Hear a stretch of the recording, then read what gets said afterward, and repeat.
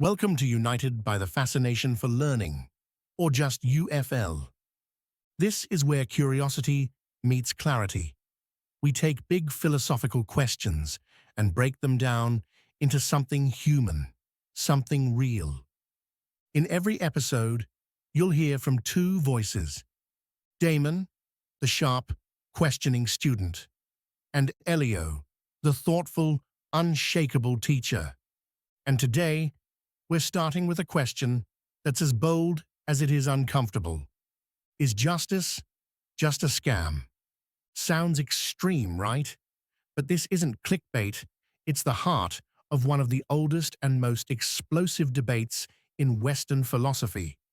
Over 2,000 years ago, a man named Thrasymachus crashed a calm discussion between Socrates and his friends.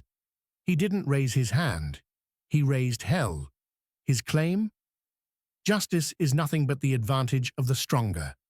In other words, the rules we're taught to follow might just be tools for the powerful to stay in power. So, let's get started with this. Picture this: a calm intellectual gathering suddenly disrupted by this guy bursting in, basically calling everyone naive idealists living in a fantasy world.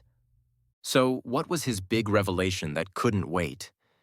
I mean, it must have been pretty explosive to warrant crashing a philosophical debate. His argument was simple but devastating. Justice is nothing else than the advantage of the stronger. Basically, he's saying justice is whatever powerful people say it is. You know, looking at our world today, that hits uncomfortably close to home. I mean, just look at how the top 1% of corporations control about 40% of global wealth while preaching about ethical business practices. It's like Thrasymachus is speaking directly to our time. And that's exactly what makes his argument so enduring. He was essentially pulling back the curtain on what he saw as sophisticated propaganda. The examples just keep piling up, don't they? Like how major tech companies collected over $100 billion in revenue last year while facing multiple privacy violation lawsuits. They talk about user protection while monetizing our personal data. Let me tell you how Socrates responded to this, because his counter-argument is pretty brilliant. He starts by pointing out a logical flaw in Thrasymachus's reasoning. Oh, I love when philosophy gets into logical trap territory. What was his angle? He argued that if justice is whatever rulers command, then what happens when rulers make mistakes? If they accidentally order something against their own interests, suddenly the whole definition falls apart. That's clever, but it feels like winning on a technicality. I mean, modern power structures have entire legal teams and think tanks making sure they don't make those kinds of mistakes.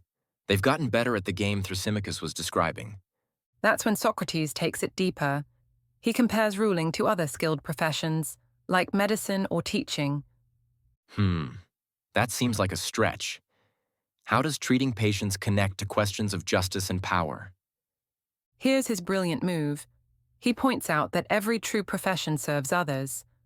A doctor's primary goal is healing patients, not self-enrichment.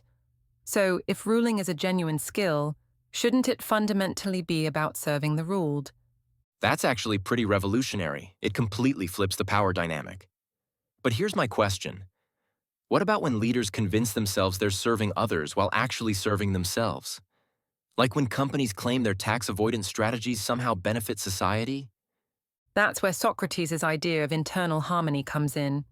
He believed justice isn't just about external actions, it's about the alignment of different parts of our soul. So he's suggesting there's a psychological cost to being unjust? That even if you're winning by external measures, you're losing something internally? That's fascinating, but I have to push back. Look at some of today's billionaires. They seem pretty comfortable with their choices. And that's exactly what philosophers like Nietzsche picked up on later. He suggested that traditional morality might actually be a form of revenge by the weak against the strong. Now that's a plot twist. So Nietzsche is saying our whole concept of justice might be a power play from the other direction? The powerless trying to shame the powerful into behaving differently? And Foucault takes this even further, arguing that power structures don't just enforce morality. They create our entire framework for understanding what's right and wrong. That's both fascinating and terrifying. But there must be some way out of this philosophical maze.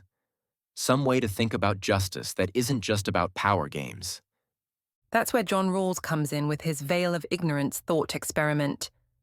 Imagine designing a society without knowing your place in it. Would you create different rules? You know what's really striking me now? We started with my cynical doubts about justice being a scam, but we've ended up somewhere much more complex. It's not just about whether justice is real. It's about what kind of justice we're capable of creating. And perhaps that's the key insight. Justice isn't something that happens to us. It's something we actively choose to pursue or abandon, even when no one's watching. Well, I might still lose sleep over this, but at least now I'm asking better questions. Instead of wondering if justice is a scam, maybe I should be asking what kind of justice I want to help create in a world where the top 0.1% own as much wealth as the bottom 90%. That's the thing about philosophy.